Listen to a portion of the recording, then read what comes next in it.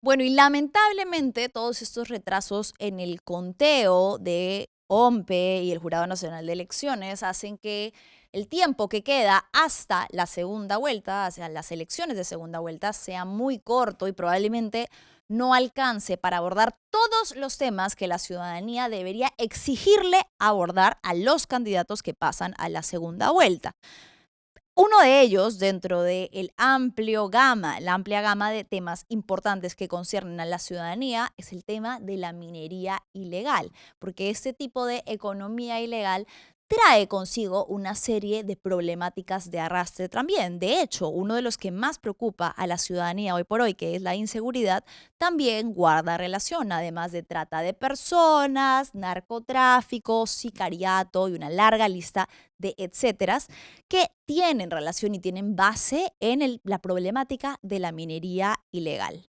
Hoy tenemos un invitado especial, quien es César Ipenza, abogado ambiental y miembro del Observatorio de Minería Ilegal, que ha hecho un análisis de qué es lo que propone cada uno, qué es lo que propone cada uno de los dos partidos que pasan a la segunda vuelta y si es que realmente alguno tiene un compromiso con la erradicación de este problema de arrastre. César está ya conectado con nosotros. Sí. César, ¿cómo estás? Muy buenas tardes. Muy buenas tardes y muchas gracias por la invitación.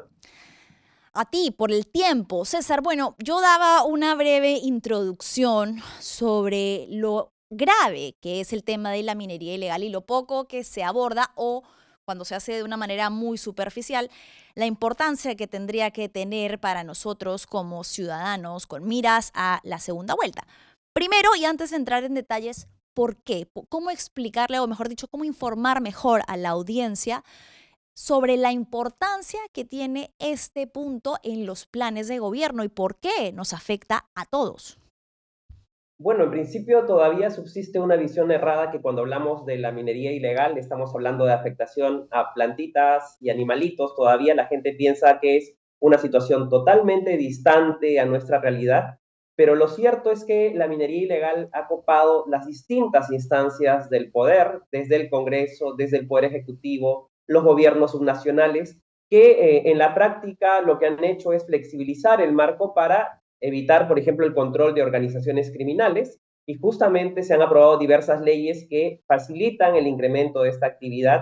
Y nuevamente, por ejemplo, en el tema de seguridad, se habla mucho del sicariato y la extorsión, Sí. y las mismas rutas que sigue la minería ilegal, los explosivos de la minería ilegal, son las mismas rutas que se utilizan también para los explosivos del sicariato y la extorsión.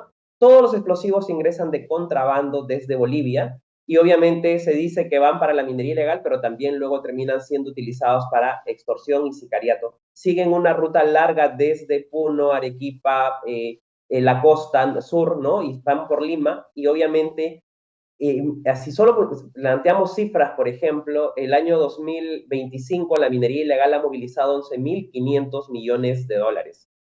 Dinero Wow. que podría servir para muchas actividades, para mejorar las condiciones de mucha población y obviamente no necesariamente eso representa, más bien tenemos áreas deforestadas, tráfico de personas, sicariato, extorsión y afectación a bienes supremos como la vida misma de la persona, ¿no? Ya estudios diversos en Loreto, solo en la cuenca del río Nanay, el río Nanay, por ejemplo, provee agua para la ciudad de Iquitos, la Ujú. ciudad más importante de la Amazonía peruana, la más grande, que está impactada por la minería ilegal y ya los estudios demuestran que población local e indígena supera los límites permitidos por la Organización Mundial de la Salud, porque la población consume pescado contaminado y esto se está replicando en todas las regiones. Hay regiones como Huánuco, por ejemplo, en Puerto Inca, en Yuyapichis, donde el nivel de inseguridad se ha incrementado, la violencia producto de la aparición de esta actividad, porque la gente cuando tiene recursos o tiene dinero o oro, ¿no?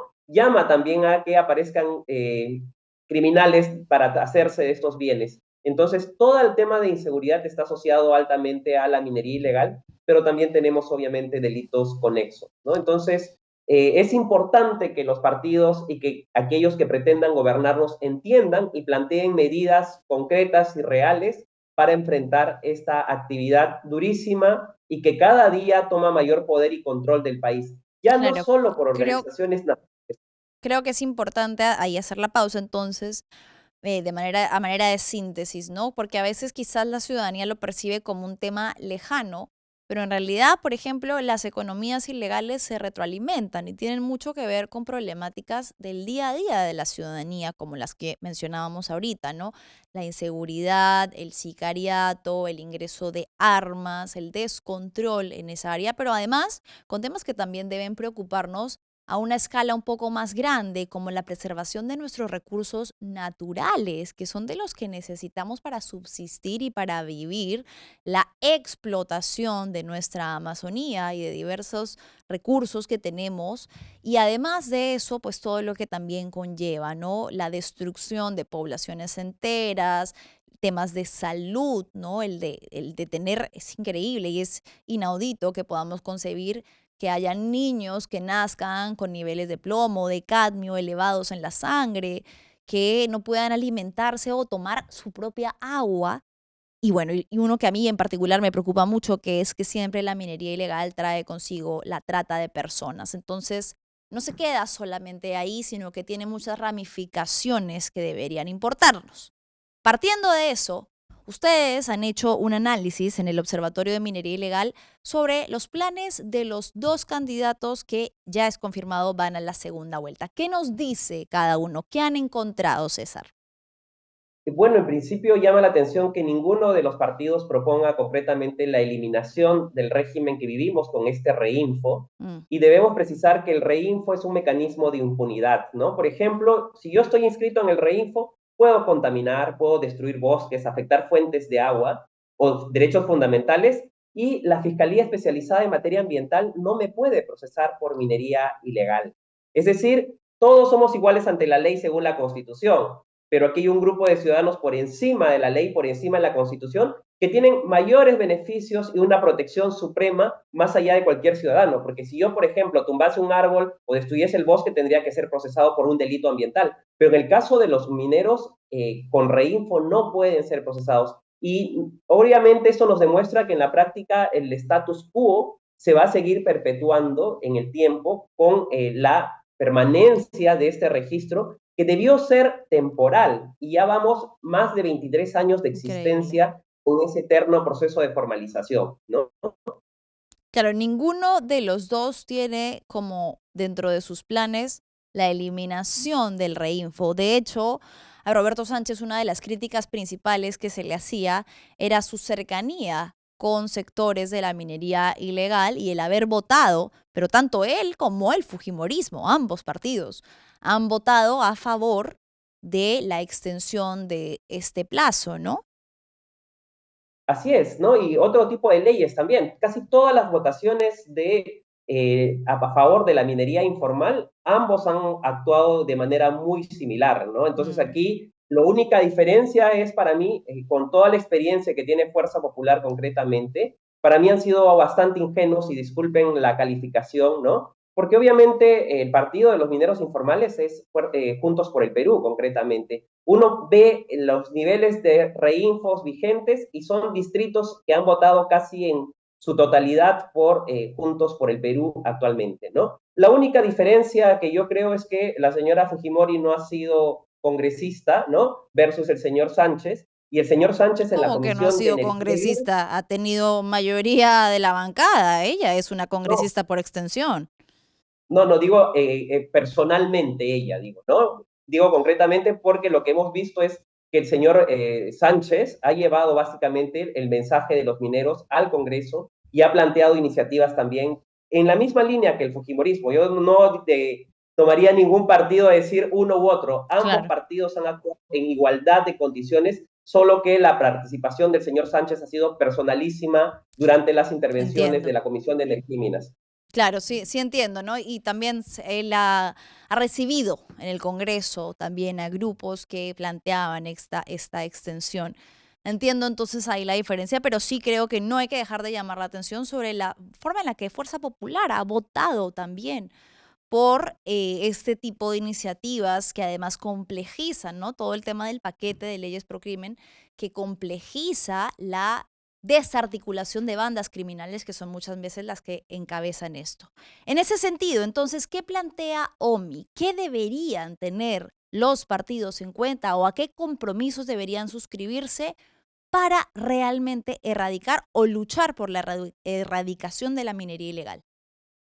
Bueno, desde el Observatorio de Minería Ilegal hemos venido insistiendo que durante los 100 primeros días de quien gobierne en un futuro no muy lejano, ¿no? Deberíamos plantear medidas concretas que se debe cerrar definitivamente este mecanismo y que se diseñe un nuevo régimen para la minería de pequeña escala y que tenga, obviamente, sea temporal, con mesas verificables y que garantice una trazabilidad de toda la cadena del oro durante todo ese proceso.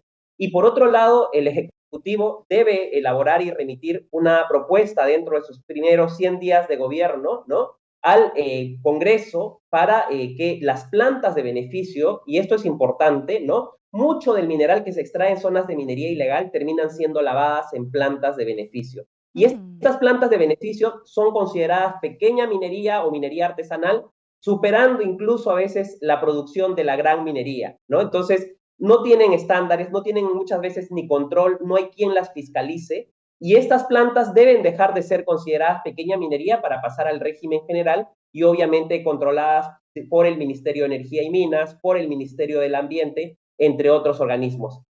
Algo que nos ha llamado la atención, para la lucha contra la minería ilegal hay una partida presupuestal, la partida presupuestal 128, para poder interdictar o atacar la minería ilegal en las zonas donde se desarrolla.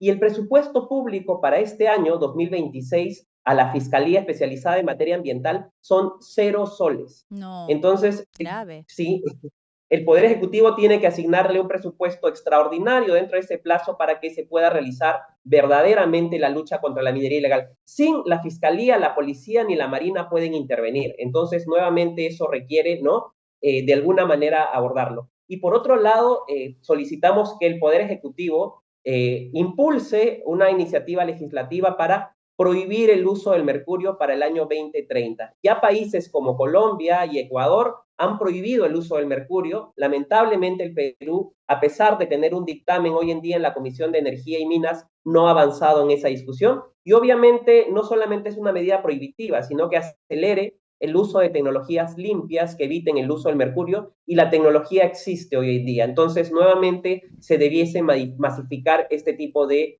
herramientas. Y por otro lado, para resumir, son 10 propuestas largas, pero en resumen, hemos visto cómo la corrupción se ha instaurado a todo nivel. Y pedimos en esas 100 días de inicio de gobierno que se implemente un ISO antisoborno y medidas de lucha contra la corrupción, prioritariamente en la Dirección General de Formalización Minera del Ministerio de Energía y Minas, y obviamente esta se replique en la policía, en la fiscalía, en la Marina de Guerra, porque lamentablemente no podemos seguir en ese camino donde un policía se le incauta barras de oro que luego las disfraza, se Mm, hace de esta barra de los oro, vende. o encuentra en la cuenta de un policía 31 millones de soles. Nuevamente, este tipo de medidas nos muestra que la corrupción está instaurada, enquistada y sistematizada dentro de cada una de estas organizaciones. Bien, César, te agradezco muchísimo. Se nos ha ido volando el tiempo. Es un tema sin duda más amplio del que quizás podríamos llamar a las personas para que conozcan un poco más sobre lo que hacen en el Observatorio de Minería Ilegal, para darle la extensión que no tenemos aquí. ¿Dónde podrían conocer estas propuestas? Pueden buscarnos en cualquier buscador, el Observatorio de Minería Ilegal, y ahí además a través de todas sus redes publicamos estudios, análisis, propuestas, y creo que todos los ciudadanos, para poder ejercer correctamente nuestra ciudadanía, tenemos que informarnos y obviamente votar en base a ello, ¿no? Entonces los invitamos a visitarnos a través de nuestras diversas redes del Observatorio de Minería Ilegal. Muchísimas gracias. A ti, César, muchas gracias.